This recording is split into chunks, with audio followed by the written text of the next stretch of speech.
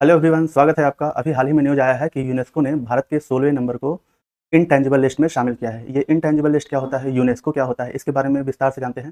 तो 16वां नंबर का intangible list में जो शामिल किया गया है, वो है अपना दीपावली महोत्सव। दीपावली को 16 नंबर का इनटैंजिबल लिस्ट में शामिल किया गया है, 16 नंबर का। और हम बात करें कि दीपावली से पहले किसको-किसको शामिल किया गया था, तो 2017 में ये कुंभ मेला को शामिल किया गया था, 2023 में दुर्गा पूजा को शामिल किया गया था, गरबा को शामिल किया गया था।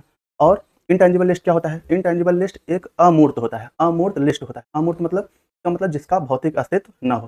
भौतिक अस्तित्व ना हो मतलब जो कल्चरल हो मतलब जिसको हम महसूस कर कर सकते हों, जिसको आसानी से छुआ ना जा सके, ठीक है? वो भौतिक होता है जिसको छुआ जा सके। तो 2 लिस्ट जारी करता है यूनेस्को, एक टैंजिबल, दूसरा इनटैंजिबल। तो ये 16 नंबर का इनटैंजिबल लिस्ट है, जिसको दीपावली को जिसमें शामिल किया गया है। और ये कन्वेंशन कब हुआ था? तो 2003 में इसके लिए कन्वेंशन आया था। इस कन्वेंशन के तहत ही इंटेंजिबल लिस्ट को शामिल किया जाता है, ठीक है? तो 2003 यूनेस्को की बात करें, united nation educational, scientific and cultural organization है।